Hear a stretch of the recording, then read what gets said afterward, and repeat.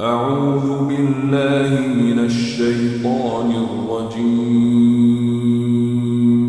بسم الله الرحمن الرحيم. Okay, so the title of this video is called The Law of Action, and I'm going to tell you exactly what the law of action is right now. The law of action states, if you want to do something, do it. Planning to do the action isn't doing the action.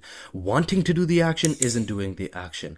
Thinking I'm gonna do the action, it isn't doing the action either. What's actually doing the action is doing the action. I know that seems blatantly obvious, but I believe you and I'm gonna be honest, me and so many different people neglect this law when they have dreams and aspirations as the base. As the base for their dreams and hopes and aspirations. They neglect this law. Many people have dreams, many people have aspirations. Many people want different things, but why do you think it never gets done? It's because they don't act.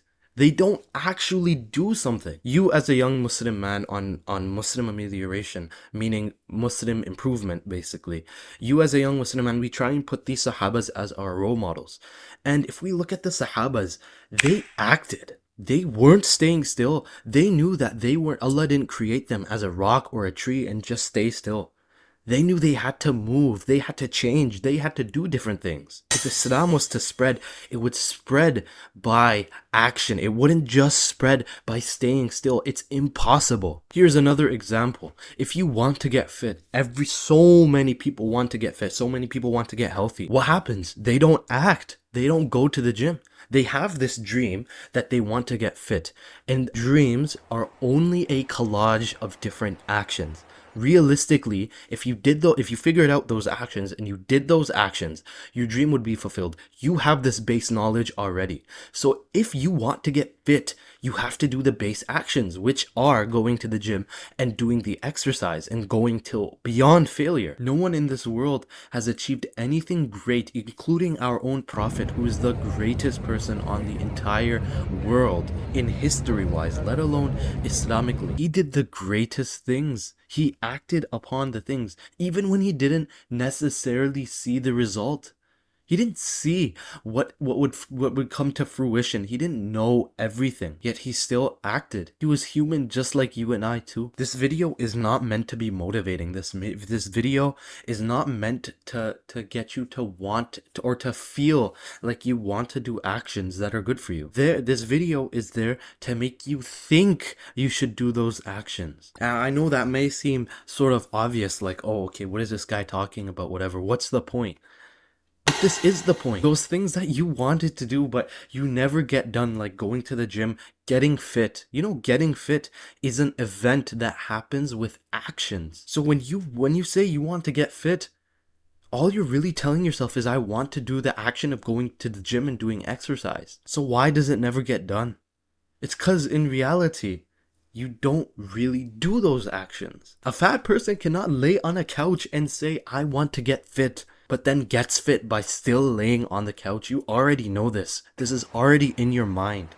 You already have this insight. So then just do the work. If the rule that in order for an action to be done, it must be done applies, if this is a law, we can also flip the law, meaning we can also say, if you don't want to do the action, then the only thing that isn't doing the action is not thinking I'm gonna abstain.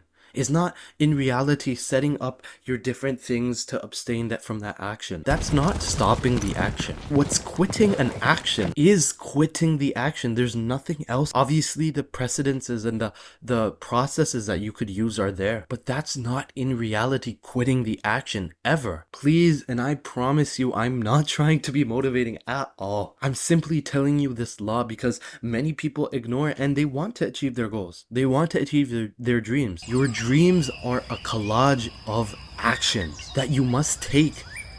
So if you want your dream, then get it. Do those actions. It's literally, I know I'm saying it so many times, but it is that simple. I'll tell you an example for me. I want this YouTube channel to be somewhere where people actually come and ameliorate, where Muslims gather and they come, then I must do the actions that will get me here. Like recording every single day, like editing every single day, like thumbnail creation, like scripting.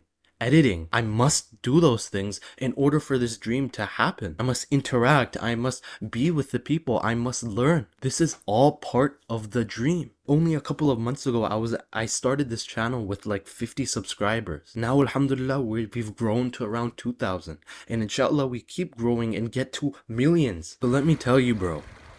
You have a dream, you want to do that action, then just do it. Stop thinking, stop overthinking about, oh, but this, oh, but that. No one is telling you, you had to be the person you were 5 minutes ago, and that person who didn't get their dreams. You can become that person now.